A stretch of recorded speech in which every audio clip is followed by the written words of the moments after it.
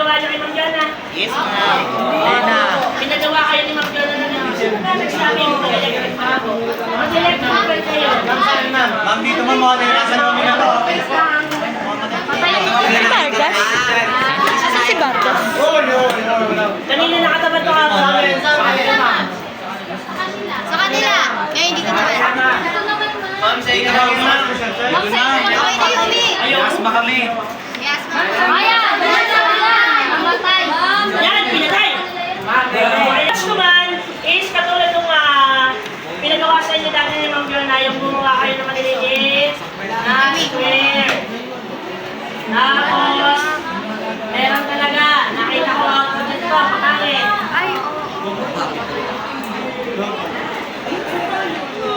Anong column? Hindi talaga. Walang A, walang B. Nangigawan ko.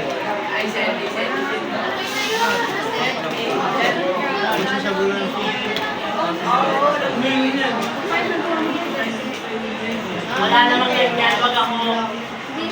May basic exercises and practice. Ma, walang pinagawang ganyan, ma. Ayaw niyo ba yan sabihin sa harapan ni Ma'am Jonna? Yes po! Ang nalalahin siya. Yan.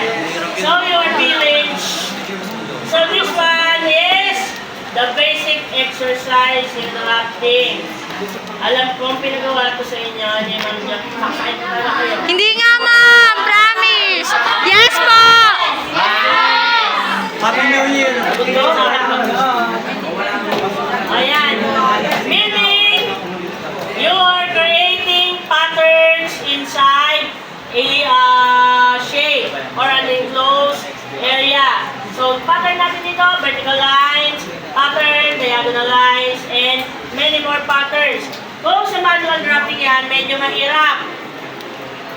Ano ginagawa nyo? Ano yan? Ano yan? Ano yan? Ha? Tinatapong gagawin ko. Tingin? Hindi na ata yan na, sir. Yan ma'am, ay nakakamon. Ano yan? Nakakamon. Matawang kilala kayo dyan. Ano yung ba, no? Inosente ako. Sana ito.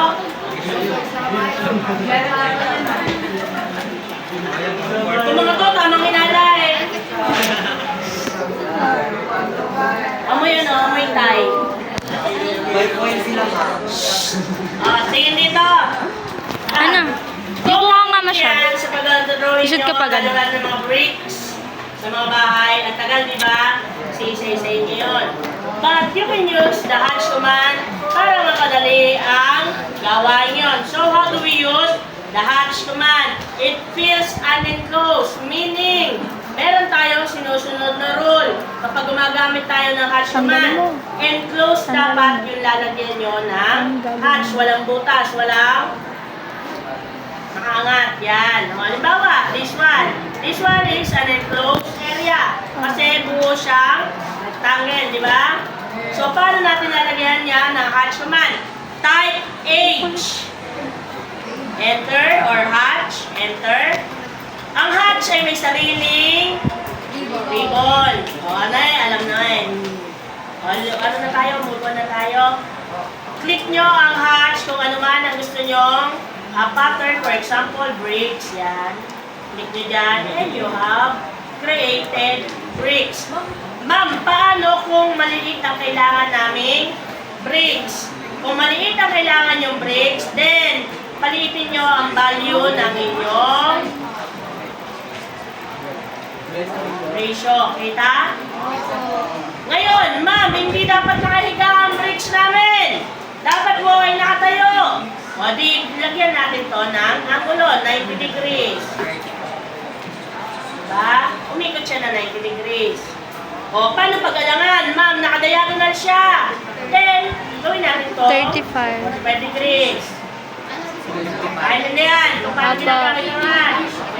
Now, kung tangentimeter ang gagamitin nyo para sa direction ng inyong bricks, ganito ang gawin. Nakikita nyo yung ating mouse pointer? Dalawang arrow na magkaiba siya. It means that you can drag the angle. Drag it on the right, drag it on the left. Diba? Okay. Okay na ba? Sa hatch command? O kung alam na kung paano gamitin ang hatch command, let's move on to the other command. So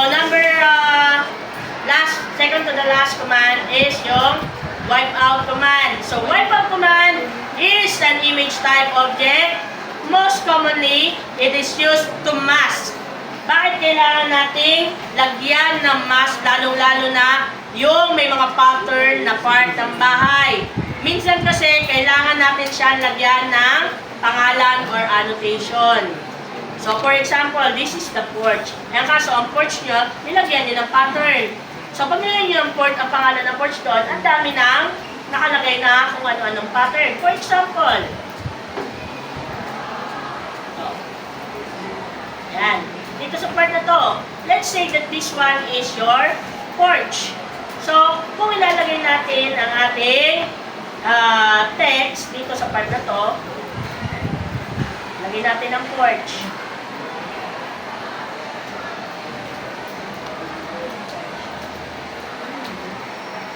Porch. Yun, maliit lang. Ay, maliit din. Cute.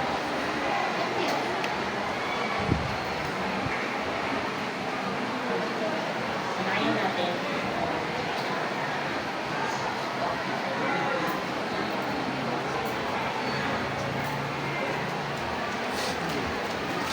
Sino ba? Uy, ano ba? Bakit ganun?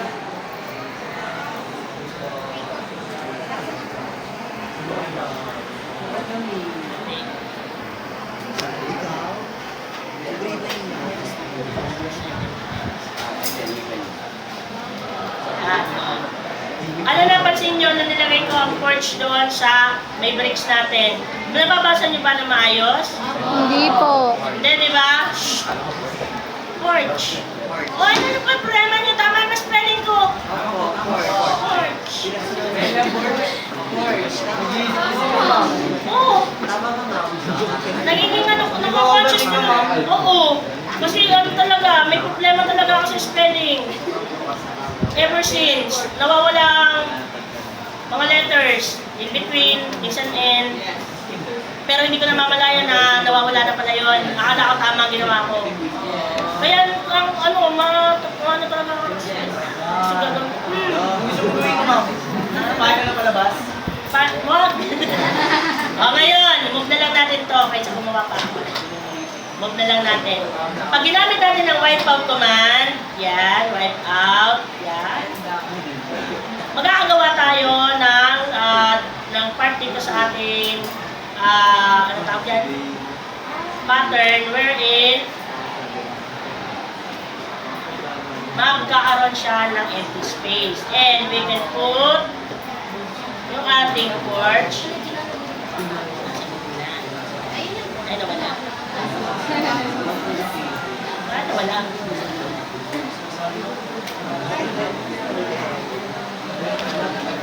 No, nawala yung porch.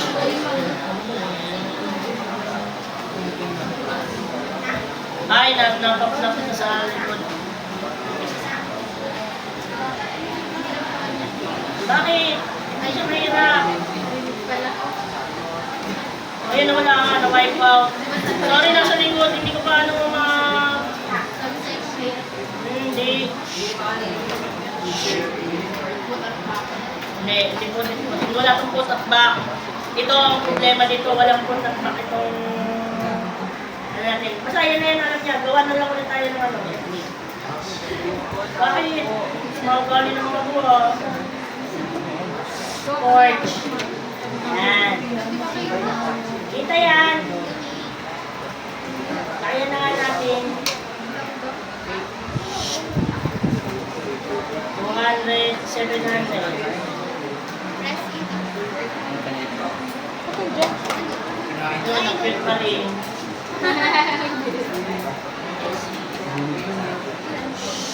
Okay, may ngay.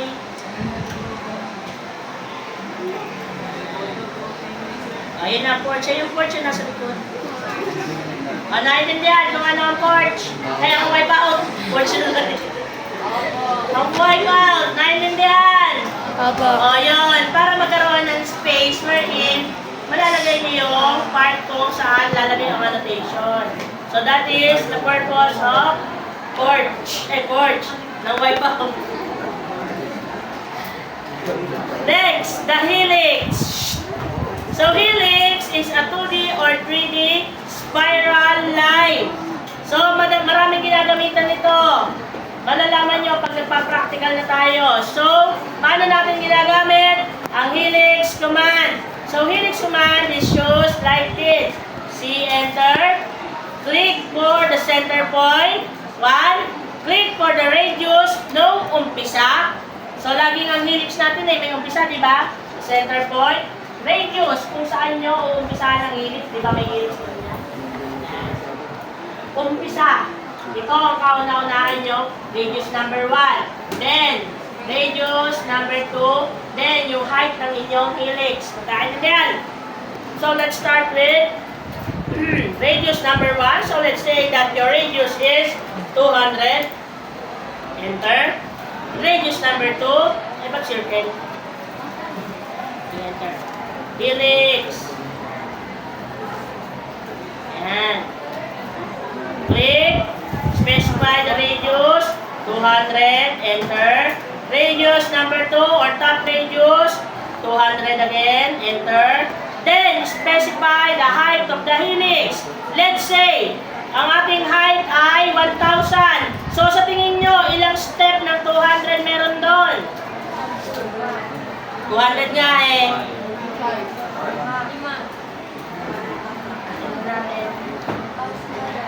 Ayun. Kita nyo?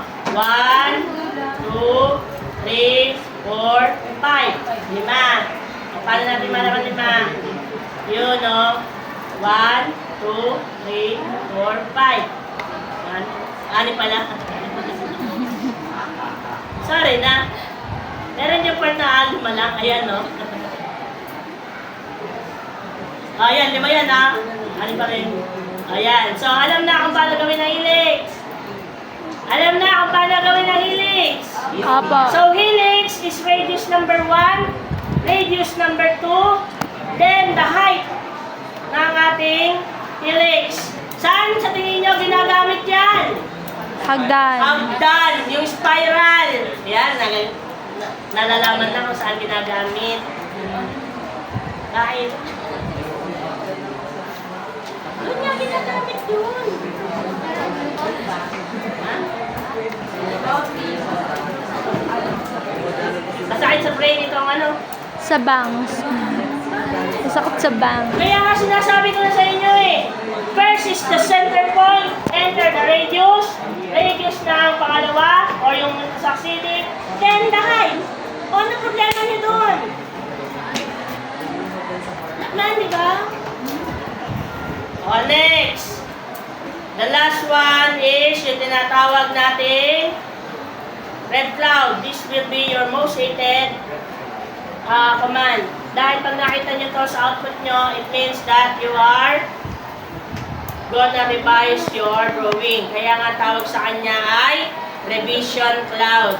If you see this on your drawing, it means that yung part na nasakop ng red cloud is for revision. So, paano? Ako lang dapat may alam ito. So, red cloud. Okay, para lang malam nyo.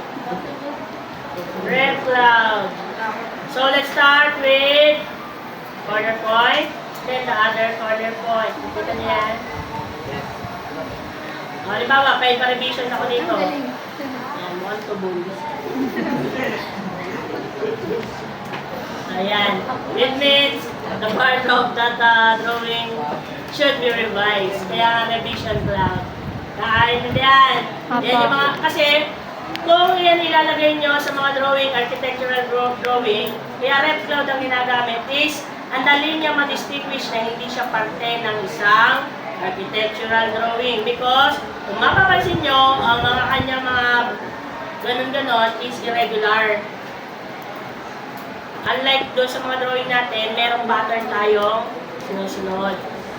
Ang bilis niya makita, di ba? O lalo-lalo na dyan, ang bilis niya makita. Because it has a regular shape. Kaya na yan. Let's have a quiz. Nice one. Ano pa talaga? Time na, ma'am.